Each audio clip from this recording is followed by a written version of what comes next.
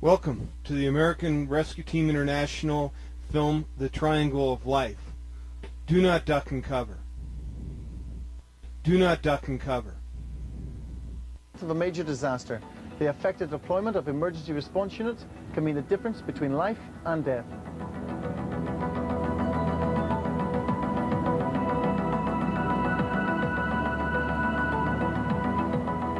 Specialist rescue teams trained to save people after natural disasters and terrorist attacks often place themselves in potentially dangerous situations.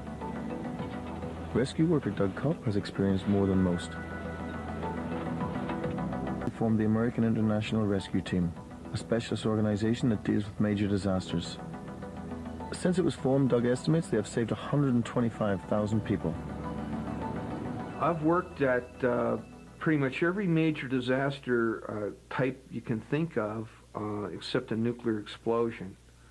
I've been to war, I've been to revolution, I've been to bombings, landslides, mudslides, rock slides, tornadoes, hurricanes, earthquakes, building collapses, plane crashes, ship sinkings, toxic clouds, firestorms, you know, you pretty much name it, you know. Doug's expertise has taken him to disaster zones all over the world. You know, fear has different faces, and fear for me is an analytical thing.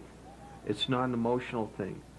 The minute it becomes an emotional thing, then you better get out of there, because you're going to kill yourself and kill someone else too. I actually feel at home inside of collapsed buildings, because it's kind of like my world. I can live in there. Other people come in, they get killed, you know. One of the team's greatest rescues took place in August 1999 when an earthquake struck in northwestern Turkey, killing 20,000 people. Although many survived the initial devastation, they were trapped under the collapsed buildings.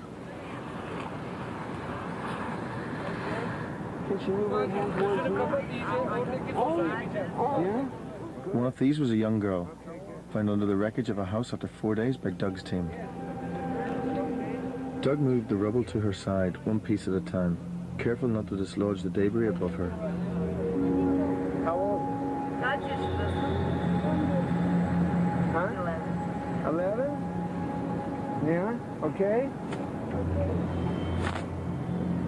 Okay, does the doctor want to look now? Can you pull your own? I had made the commitment that I was going to die with her if I didn't rescue her. The slab that you see sticking down over her face was actually the second floor above her. She had 9 floors above her of concrete.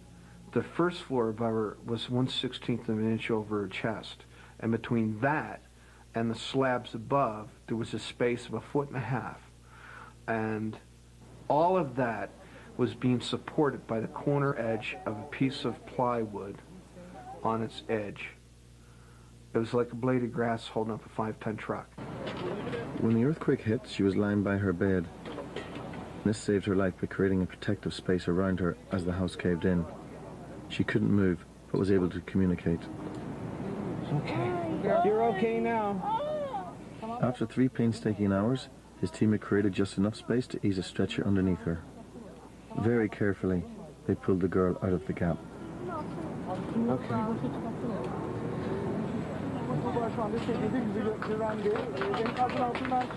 Her arm was broken and she had neck and back injuries, but none were life-threatening. So it was extremely complicated. It was extremely dangerous.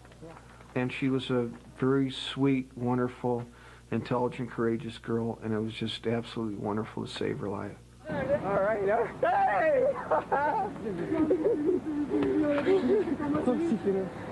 You can't imagine the amount of horror and dead bodies I've gone through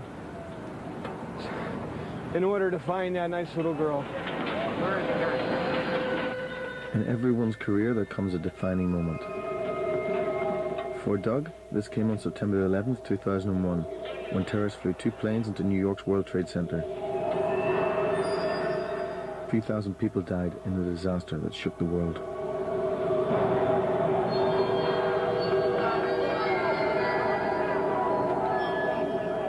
Thousands of people managed to escape after the initial collision. Within an hour, the first tower began to collapse. It was soon followed by the second.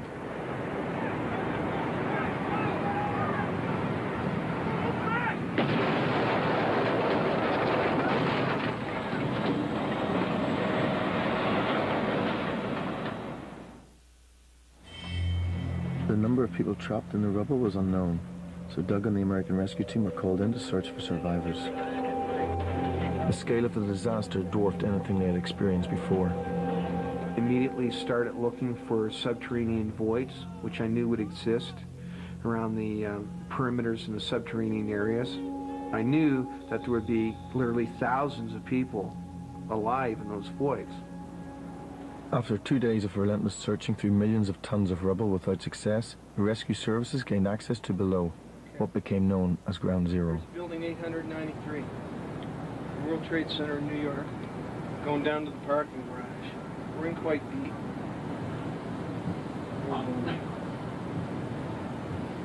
Somebody down there? Keep pounding. If you're trying to signal us, hit 3 large hits. Can't see what's above me up there. Shining. The operation had inherent hazards for Doug, who faced the threat of collapsing debris and sewage raining down on him. Nasty. Below Ground Zero was another world. I would call it the darkest place on earth. I would call it the gateway to hell. It really made you feel that it was of another world, but of another world that was very sinister. Okay, this is in the Commuter's Cafe. So as you go around, well, there's TV, there's cash register, there's the bar, and thank the Lord, no dead bodies, so everybody in here, in here got out. There's an inch of black soot over everything, and in everything.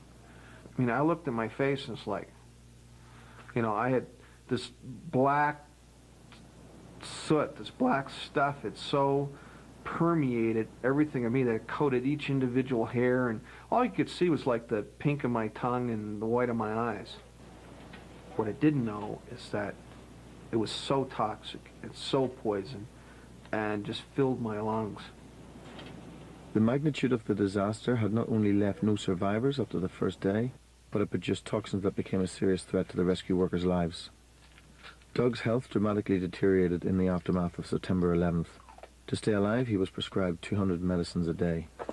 Essentially, my main problem is that all my internal organs in my eyes are severely damaged from the fact that I have hundreds, if not thousands, of toxic metals and chemicals in my body. I burnt the lining of my lungs from 3 levels below Ground Zero. Also, I restricted airway syndrome, whereas for about a year it was like breathing through a straw. And also from the collapsed subways, I absorbed, I got 10 types of fungus in my lungs. For more than a year, I'd be out of breath just by eating my dinner. I couldn't walk more than 5 feet, you know, without getting out of breath, and I'd be hyperventilating if I tried to go between 10 and 15, 20 feet. Today, Doug's fight continues. It may take 5 years for the toxins to leave his body, but although he can no longer work at the level he could before, he has no regrets. I always expected to die getting crushed to death inside of a collapsed building, because you can't do something that's impossible over and over and over and over and over again, you know, without it finally biting your tail off, right? But, you know, I thought it'd be in a third world country. I have no regrets whatsoever for anything I did. In fact, I would do it all over again without a second's hesitation. What I did was the right thing, and if God wants me to die doing the right thing, then I'll die. But that's the way I'm going to live. Period. Hello, my name is Doug Kopp. I was the rescue chief of the American Rescue Team International, and I'm permanently disabled from my injuries at the World Trade Center. The descriptive list of poisons that I ingested into my body that they've found so far is 35 pages long. my doctor's summation of my medical problems is 20 pages long. I have lead encephalitis. My nervous system is inflamed. My immune system is inflamed. I'm permanently disabled. This video concerns the triangle of life. I'm sending this tape to you free of charge. The reason why is because one of the defense that the bureaucrats use to continue telling people to duck and cover, which always results in 100% death rate when buildings collapse.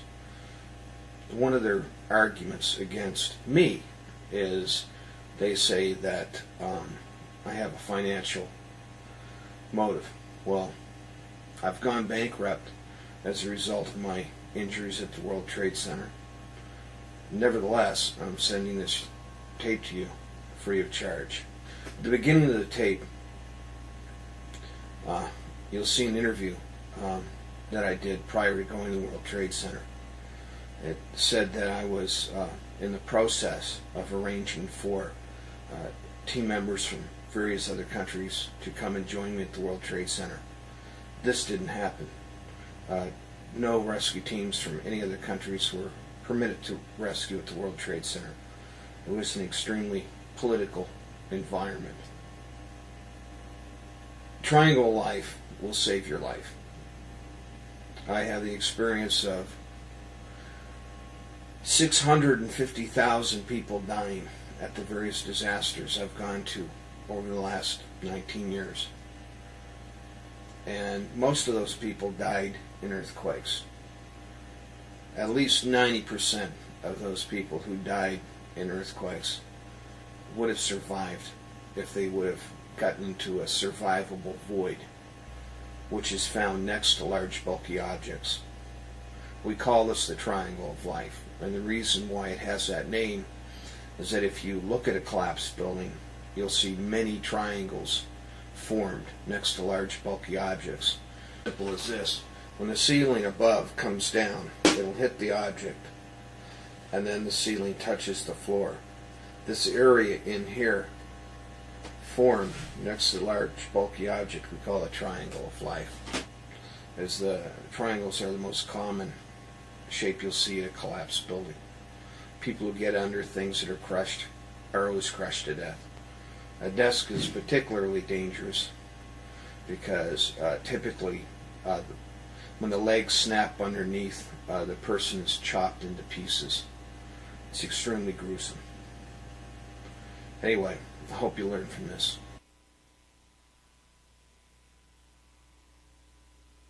Rescue effort continues in New York City, where both towers of the World Trade Center have collapsed. Doug Kopp knows a whole lot about rescuing people. He's with the American Rescue Team, a very elite team. Doug, can you hear me? Yes, I can. What are you going to be doing next? Well, what we've arranged for is our best team members from around the world, and we have team members in 44 countries, to coordinate and get to New York City as quickly as we can arrange the flights. I've worked at more than 100 major disasters. The first 4 months of this year, I was only home for 2 weeks. Last year, I was gone for 9 months. The year before, I was gone for 11 months and 1 week out of 12 months to disasters. So it's nice to have a place to come home to. Good luck. You obviously have your work cut out for you. A special Inside Edition. Your first look inside the darkest place on Earth. Deep in the wreckage, on hands and knees. Hello! Crawling through hell, searching for someone alive. Keep pounding! A special Inside Edition. Attack on America. So proudly we hail. Hi, everybody, and thanks for joining us. Though Americans are moving along, none of us has left behind those horrible images of buildings burning on Tuesday. But what is it like beneath the rubble, where it is possible, though unlikely, that some survivors might remain? Les Trent on one of the rescue workers toiling beneath the wreckage who shot some astonishing exclusive video below ground zero. I'm in the ramp, going down to the parking garage. We're in quite deep. These are the first pictures of search crews underneath the World Trade Center desperately looking for survivors. For the last few days, we've gotten used to seeing the devastation and destruction from above. But rescue worker Doug Kopp got below the World Trade Center where victims could still be trapped. For 16 years, Kopp and his American rescue team have traveled to disaster sites all over the world. I work for the victim. It's my duty and my responsibility to do every single thing I can possibly do to rescue them, to get them out of that. Surviving a building collapse is possible, even one as devastating as the World Trade Center. That's because when structures fall, spacious air pockets called voids are created where people can survive for days. If there's people in those voids down there, and I'm allowed to have my team members here to go do it, we will save them. His first night at the World Trade Center, Kopp was fortunate to find a hole in the rubble that led to a large underground void that Kopp believes was once a huge underground parking lot. It is now unrecognizable, a pitch-dark maze of twisted pipes and concrete. There's another void up there. For 20 minutes, Kopp and a crew member, along with 2 police officers, searched for any sign of life. Hello! Kopp was encouraged when he thought he heard some banging. It's right up in there. Keep pounding. So I checked the pipes and said, hello, are you in there? And the sound goes down through the pipes. If the pipes go far enough inside, they'll hear me. If you're trying to signal us, hit 3 large hits. If you're trapped inside pitch black dark, buried alive, and if you hear someone saying, anybody in there, you better believe, okay, you're going to be responding very loudly, yes, I'm here. Unfortunately, the noise they heard was most likely from crew workers above. But Kopp is not giving up.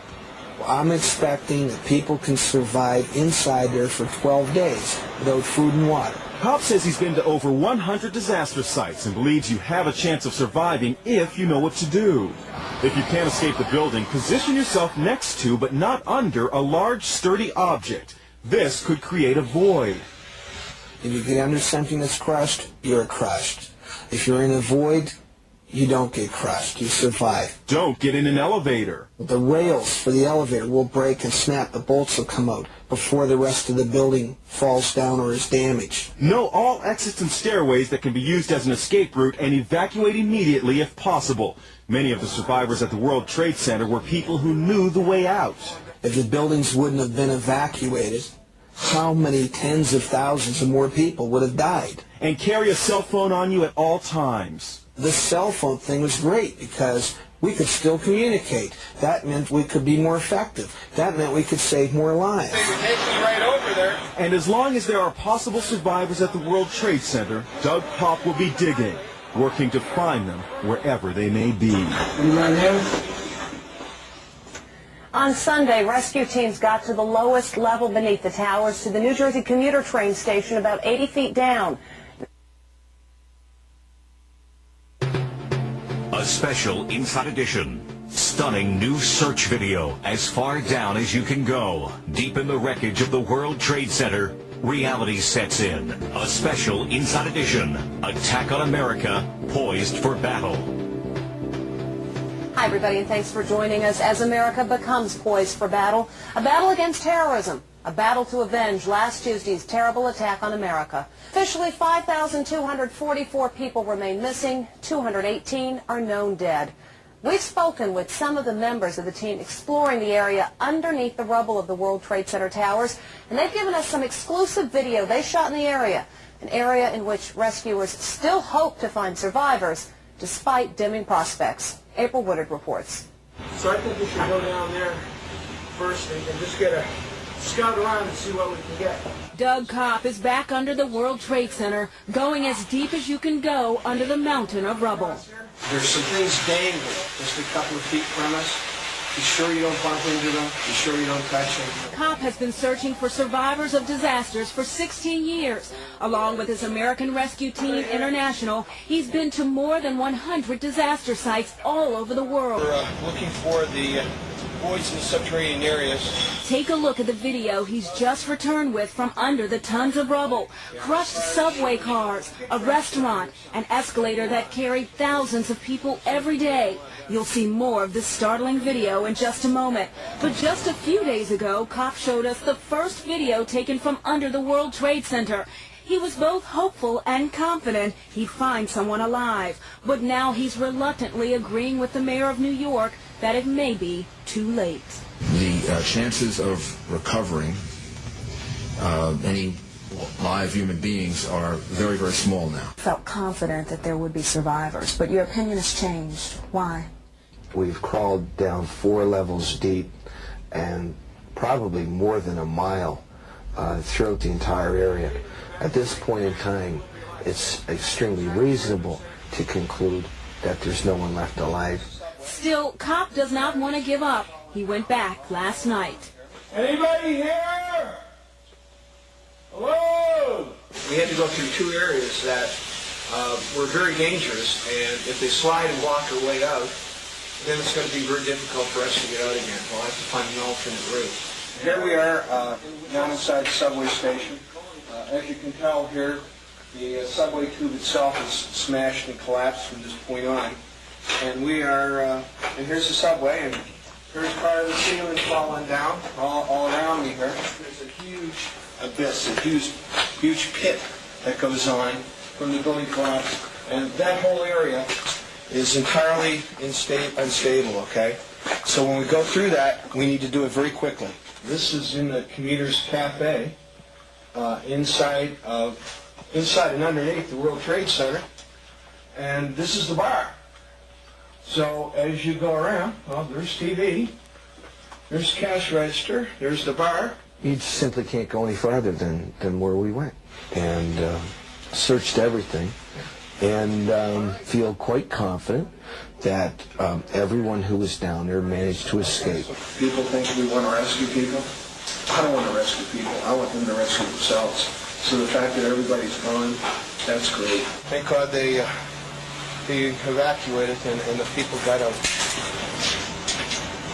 All right. Yeah, careful. Okay. Let's get out of here. Okay. All right. The incredible dedication of that search team. Coming up, exclusive from Turkey, a 12-year-old girl is trapped for 3 days beneath 9 stories of crushed concrete. Will she be rescued in time?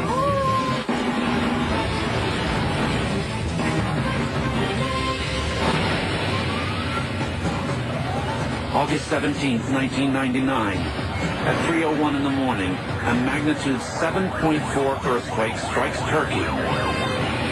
Citizens and rescuers frantically search for survivors.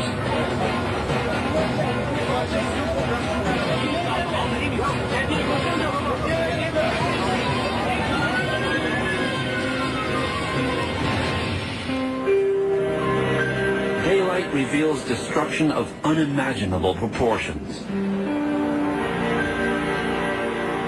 Multi-story apartment buildings are leveled.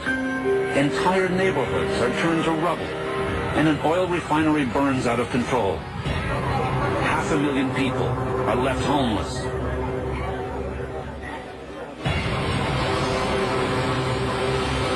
As each hour passes, the death toll rises.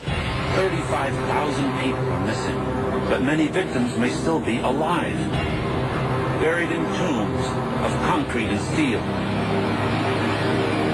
Doug Kopp of the American Rescue Team International has packed his gear and is heading for Turkey. I'm telling you, yes, there are going to be people that will survive. Yes, we will be rescued. But before Doug can board his plane from New York to Istanbul, a Turkish man named Ali Sanjatutun approaches him, pleading for help. His family? Yes. While in the United States on business, Ali has learned that his family's apartment building has collapsed. There's nobody to help, you know.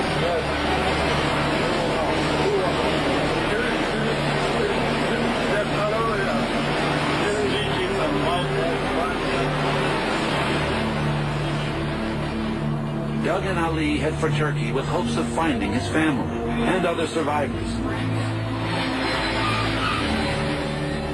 After a long, agonizing flight, they arrive, only to learn the tragic news. Ali's family is gone.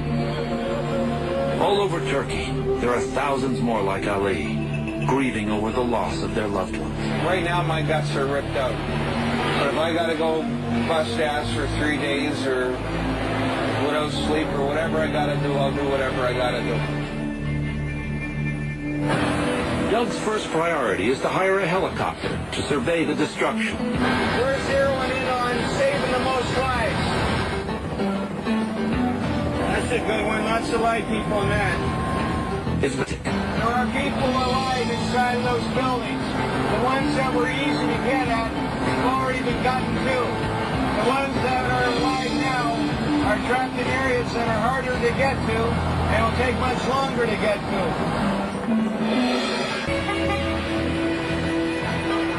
He also receives valuable information from other rescuers. Did they hear something? Did he hear something? No. They didn't hear anything. How far away is the building? Buradan nerede? 2 kilometre. 2 kilometre. It's between 1 and 2 kilometers from here. Okay. Then, Doug gets the break he's been waiting for. Muffled screams had been heard from the rubble of a nearby apartment building. People can live in this, you know, maybe with a broken leg or something for days.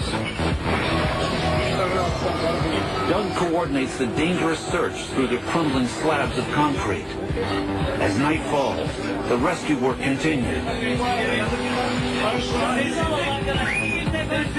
What's happening is that someone's heard a noise inside, on the floors below. We're going to see if we can get towards that noise and check and see if it's someone alive. So let's go in here. All night, they dig through the unstable wreckage and listen with sensitive microphones for signs of life. I hear something. With a new day comes new hope. Refusing to give up, Doug continues searching the same collapsed building. Just get this beam passed out of here. Don't pull on the person's arms and legs. It's the voice that they've been searching for. It belongs to a 12-year-old girl named Tuba Altoon. Rescuers protect her eyes with safety goggles. Incredibly, Tuba has been buried alive for 3.5 days. The whole side of the building, 9 stories high, was ready to slide down across her head. We're going to be able to get her. Carefully, Doug and his team begin the painstaking process of removing the rubble piece by piece. And I was told possibly by the doctor she had a broken back, and her neck she had a lot of pain, and her arm was broken. Considering all of that, I didn't want her to be paralyzed. I had to be so gentle with her. Once we put that lock in there, then this will all be stable. Bye-bye. Bye-bye. Tuba's father watches anxiously as the rescuers struggle to free his daughter. My God, if you can only imagine the situation she was in. She couldn't move a quarter of an inch. She was totally packed in, and she was surrounded, totally encased, with 6 different things that would kill her in half a second. And she was as cool as could be. Tuba never gives up hope. She eagerly drinks water to fend off deadly dehydration. Well, we're going to have her out real soon. I had my hand inside, and she took her little hand and put it in my hand, and I looked in her eyes, and I smiled, and I said, okay? And she said, yes, yes.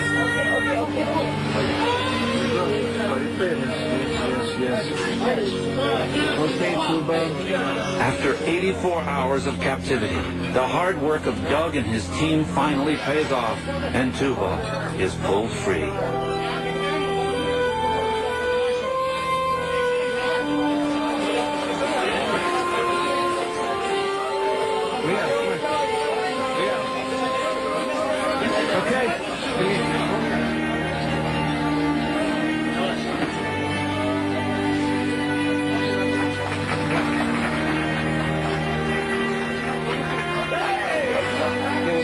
Rush. I mean, you know, my heart was soaring right to the top of the sky.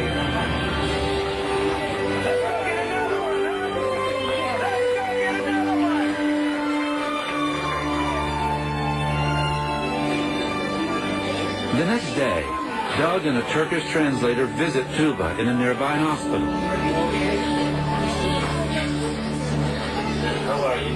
I'm very good. You're a very great, special girl. She's also very happy. She loves you a lot. Let me give her a kiss.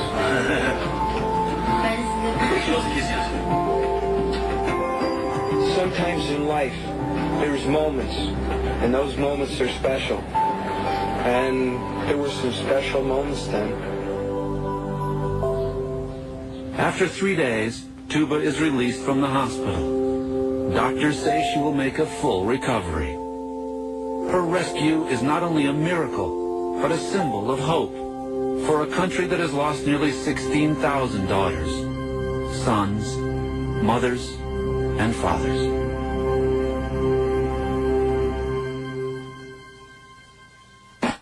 Well, you're going to see a planned disaster. A building will go up in smoke with cameras placed all over. And what experts learned from the tape is astonishing. This building in Turkey is being sacrificed. And it's all in the name of safety. Researchers from the University of Istanbul, along with an American rescue team, are trying to determine the best way to survive a building collapse. To test numerous theories, they set up a fake classroom and hotel room and prepare to demolish them. A camera crew is on hand to record the results. Inside the doomed building, they strategically place mannequins on top of the desk, under the desk, and in the aisles between the desks. In the adjacent room, they position mannequins on top of the beds, under the beds, and in between the beds. Using the dummies, scientists will be able to determine if a human could survive the same collapse under the same conditions. Tension mounts as the demolition begins. Within minutes, the building crumbles.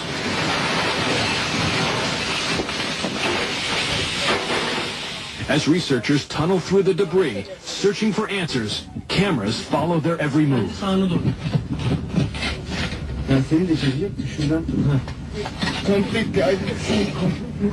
Hi.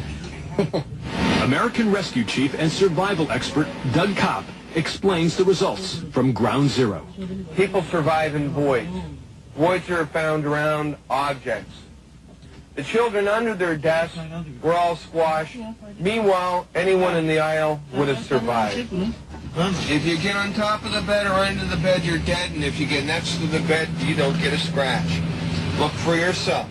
The experiment is a success, proving the best way to take cover is to actually stay out from under it. That one is alive?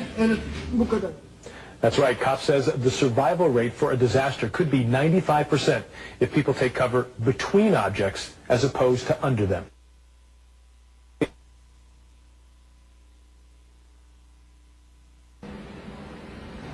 Okay, here we have the outside of the teacher's desk in the classroom. We've removed the dummy, but we couldn't get the pants out because his legs were so crushed that, well, you can see there's no space at all, so we can't even remove the pants. Where his chest was crushed, and you can see what happens right over here. The legs on a desk snap, so the person who's underneath the desk gets crushed. Meanwhile, there's still a safe space existing around the desk. That they would have been behind the desk or next in front of the desk, they would have been okay. The drawers got so smashed they got thrown away. Really simple. You get under your desk and you're dead. Happens all the time.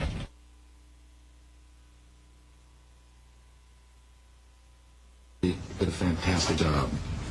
Kids all over Seattle ducked and covered under their desks, just as they've been taught to do.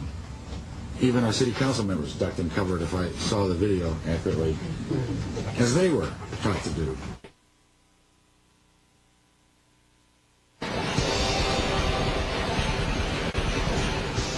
The earth thunders, the buildings shake, the crowds panic. An earthquake. On this program, you'll see amazing video, hear startling stories, and find out how you can survive the next big one. Think you're safe? Don't bet on it. Earthquakes can happen anywhere, anytime. Welcome back to this Fox News special presentation, Earthquake. I'm Shepard Smith. The big jolt in the Pacific Northwest was just a reminder from Mother Nature that we should always be earthquake ready. The best way to survive one is to be prepared before it happens. Correspondent Rick Leventhal has a survival guide that could save your life, and possibly the lives of those you love. Forget that television show called Survivor. If you can walk away from a major earthquake, you're a real winner. But to survive this reality, you need a well-thought-out plan of protection and escape. Be sure to bolt bookcases to the wall, strap the water heater to wall studs, and secure computer equipment. Flying objects can be dangerous. Make sure you know how to turn off your gas, water, and electricity, and check for leaks. Many people die in fires after quakes, so you should not light candles if you lose power. Instead, have a flashlight with batteries and a portable radio handy, not in a drawer that'll probably be jammed shut. Listen for emergency bulletins. This could be an important lifeline. And phone lines may go down, so cell phones or walkie-talkies might be the only way to communicate. Rescue experts say you should never use stairs. They're subject to twisting and structural failure and will usually collapse. Do not, repeat, do not crouch under a desk or table. Do not, repeat, do not crouch under a desk or table. Odds are you'll be crushed to death. Instead, get on the floor next to a sofa or next to a large bulky object that will compress slightly but still leave a void or safe, secure space next to it. Rescue experts refer to this protected area as the triangle of life. When the apartment collapsed, he was standing next to the refrigerator, and that's what saved him. If you're in bed when the earthquake occurs, simply roll off onto the floor and lay down next to the bed. It just might protect you from falling debris. So if you're, say, in a high-rise and you get under a door jamb or under the carrying beam, what will happen is that the weight will come down and it will not only crush you, it will actually smash your bones. Doug Kopp is the rescue chief of the American Rescue Team International. He's crawled into over 850 collapsed buildings around the world to help save survivors. It's always best to be on the top floors because there's less weight above you. That means the voids are larger, the survivable spaces are larger, and typically the top of the buildings don't even collapse at all. The best place to be during an earthquake is outside, away from buildings, trees, telephone and power lines, or anything else that may fall on you. If you're on the road in a car, drive away from bridges or overpasses. If you're driving a car, stop and lay down next to it. If there's nothing to fall on top of you, do nothing. You have canned or ready-to-eat foods. If the power is off, food in a freezer should be good for a couple of days. Rehearse a survival plan with each member of your household so they know what to do no matter where they are when the quake occurs. And talk to your neighbors. You can all help one another during and after an earthquake. Don't assume you'll get emergency medical help right away. And last but not least, watch out for aftershocks. You must remember that an earthquake is not a single seismic event. All this means is it's a time to pay attention, to stay out of buildings unless you have got to go inside. It's really that simple. Well, now that we know how to prepare and what to do when an earthquake hits, what about our local, state, and federal governments? Have engineers learned lessons? Have building codes changed enough? And have they prepared for that big one? Did a fantastic job. Kids all over Seattle ducked and covered under their desks, just as they've been taught to do. Even our city council members ducked and covered, if I saw the video accurately, as they were taught to do.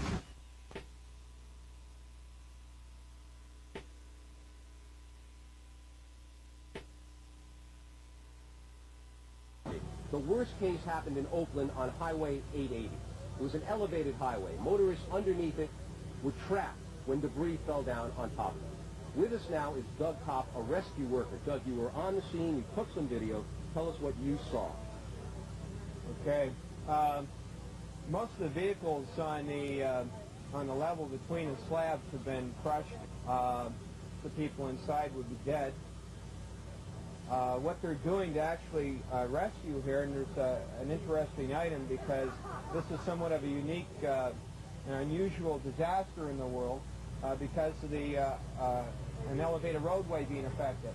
Right, so it's amazing to think of a car smashed down. Nobody could survive that. Have to look just in case somebody's in the air pocket, right?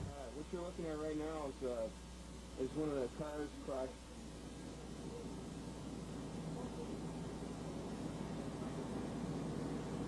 And so down there you don't have too much space to crawl around and check. As far as I'm concerned, the people are alive until I see a dead body that tells me they're not. Okay, well, what exactly did you see? Yes. We're looking at a big truck. Now you're looking down the road, such as it is. And what they're doing is they're punching holes in the top directly above where cars are or vehicles are. The area where I have been involved in this particular disaster, the people have been crushed to death, and there haven't been any survivors. The people that did get out, how did they escape? There are some survivors. Well, okay. On the upper level, when the road stopped shaking, and the people got out of their cars and climbed down the side, it's somewhat of a miracle if you to consider. Even a young athlete would have an extremely difficult time getting down to the ground from that upper level. Mm-hmm. But apparently they did it. Right. I mean, the survival instinct takes over in a lot of these cases, and people... Oh, certainly. I've seen around the world a phenomenal number of people that get out of that thing. Super heroic situations. All right, Doug. We thank you very much for coming in. I know you've been working hard. It's a real terrible situation out there. Thank you very much. Sure. Okay.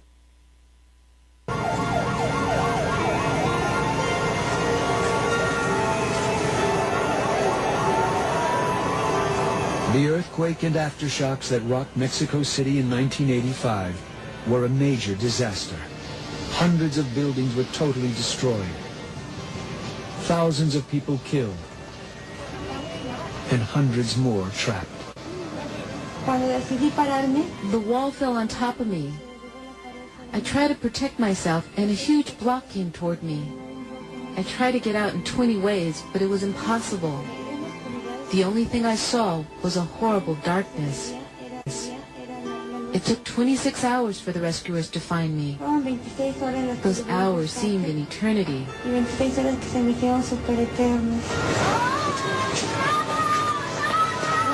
For rescue workers, the challenge that faced them was daunting. I personally never imagined that I would see or experience anything that I saw or experienced in Mexico City. And as I looked around in every direction, all I saw was gigantic buildings and a heap of rubble. Doug Kopp saw these scenes of devastation on television. Small hammer, you can break that away. He rushed to Mexico City to volunteer in the rescue efforts. He's been working disasters around the world ever since. One Doug Kopp went to Mexico and a completely different person left. I dropped everything I planned to do with my life and completely changed course. Despite the dedication of people like Kopp, many rescuers in Mexico paid a high price for their help. Lack of people who had experience, because up until the Mexico City earthquake, no international team really went anywhere to get any experience. 191 survivors were pulled from the rubble. As many as 100 rescuers were killed. Collapsing beams that fell on top of his truck created a void space that saved his life. It's what rescuers look for after an earthquake. When I search a building and I crawl through a building, I crawl through space. And if somebody was in that space, they wouldn't be hurt. Voids are found next to large, bulky objects. The bigger the object, the stronger the object, the less it compacts, the bigger the space is going to be. Out of the destruction comes new understanding about how to live with nature. And from the pain and suffering of a disaster comes the compassion that is a part of man's nature. People come out of the woodwork. Doesn't matter whether he's a ditch digger or a barber. He'll come out and roll his sleeves up and go to work, and you come back 2 days later, he hasn't stopped. The stronger the object, the less it compacts, the bigger the space is going to be. When the concrete falls or the material falls down, it tends to fall up against these items. the piece of concrete will come down and be bent over like this, and under here will be a survivable space, what we call a void space.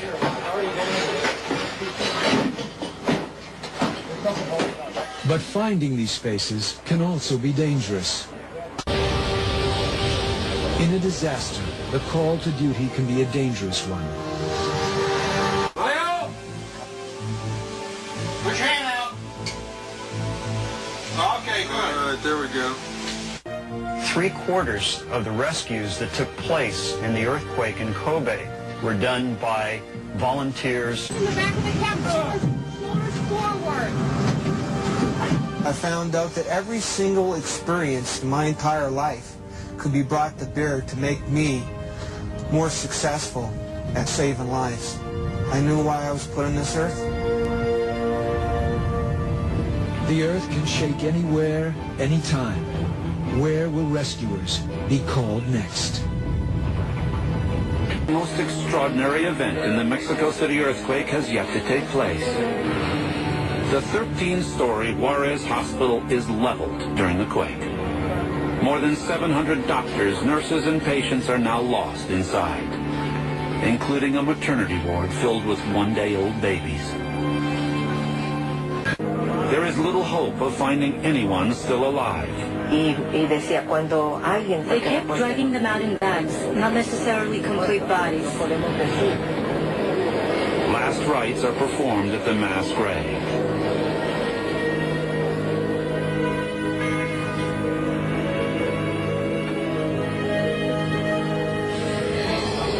And then, a miracle.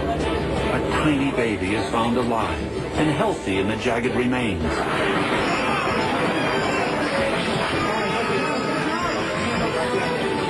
Hours later, another baby is discovered. Hours later, another baby is discovered. Then another. Over the next 8 days, 19 infants are pulled from the rubble. It's incredible, and you can call it a miracle. In time, that's how the children become known as Mexico's miracle babies, symbols of hope during the country's darkest hour. But let me tell you what if there's a possibility that a part of the building here, a garage, created a void that someone is in, then we need to access that void. So I wanted 5 guys digging here, and 5 guys digging here, trying to find an entrance into the void. Okay? Now, if we find an entrance, and there is a void, then we shut the equipment down, and then we go inside. All right?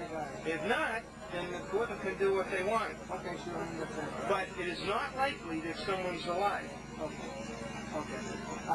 Possible, but not likely. But just get them digging.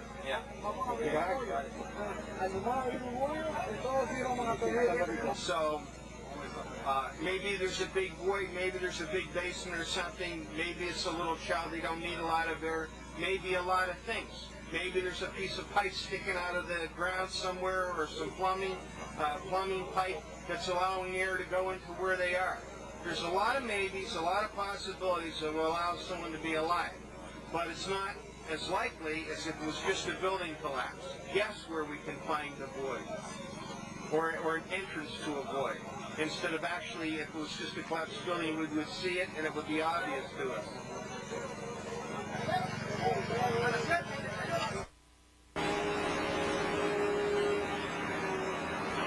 Very low reading of 3 or 4 parts per million, indicating that most likely is a person, but they aren't close. And they're mixed in with a ton of rubble. This is a very difficult place. And the machines are ripping bodies to pieces. We just came from a place where a body was ripped in half. And it's not very promising. And it's going to be a very messy job where they're going to come in with all the equipment and they're just going to recover bodies, and a lot of them are going to be ripped to pieces. You don't think they'll chance to find living people? Oh, I will never say there's not a chance, but it sure isn't likely. But I've seen things that are more impossible. It's disappointing in a way. Well, it's life, you know. I mean, it's reality. It is what it is. You can't make it any different. You can only do what you can do. That's all. The other problem is that the voids are going to be compacted more because of all the weight on top of them than if it was just collapsing the earthquake. And the third problem is that the people will suffocate unless there's some air source through plumbing or something like that. So for those three reasons, in these particular collapsed buildings, there's less likelihood of someone alive in a building that's strictly collapsed because of the earthquake itself. So how would you describe this area that you're looking at now? How would I describe it? Well, I would describe it as being a whole lot better than it would be if it was raining. Then it would truly be a nightmare with the insects and the mud and the instability of it. I've been in places. I was here in the earthquake in 1986, and this is like heaven compared to that. So this is nothing compared to that. You don't expect, 2 days removed, 3 days removed. You don't we've rescued people 12 days after being buried alive. Fresh, remember the ABC special, little girl in Turkey trapped under 9 floors of concrete for 4 days? Well, I'm the guy that rescued her. So we've actually rescued 288 people in collapsed buildings last year. How does this compare with the earthquake? I was here in an earthquake in 1986. That was 10 times as bad as this in the world. It was a mudslide to be 5 times the massive factor that it is. This here, there's a possibility that some people are alive, but it's like winning the lottery. So we're off right now to go to some areas that are probably neglected and have a much greater chance of having live people inside. Just explain what's happening here. What has happened here is the earthquake caused landslide. The landslide came down, it destroyed the houses. Some of them have voids inside. People could live in those voids. I can tell you what's going to happen here. Someone can come out alive, no doubt about it. But it's more likely they'll all win the lottery than someone will come out alive from here. But it's possible. It's always possible. But are you worried about the way that the Salvadoran authorities are dealing with this? But the main problem here, the main problem here is the fact that you can't find the entrances to get in. So what's going to happen is they'll work here for a couple of days, different people will do different things, and they'll, randomly dig, and they'll try to recover some bodies, and then after a couple of days, the rats will start coming around. So what they'll wind up doing is putting everybody out of the site, and then they'll use the heavy equipment exclusively. They'll remove the bodies, and because it's going to be pretty horrible, ripping the bodies to pieces, they won't have anybody around. And then they'll recover them over a period of a couple of weeks. You sound completely cynical and hard-written about it. Oh, you've got to realize, I've worked in more than 100 major disasters. This is routine for me. So I deal in reality. I don't deal with fantasy. I deal with reality. And we're here to use our time as effectively as we can to rescue people. That's why we're going somewhere else right now.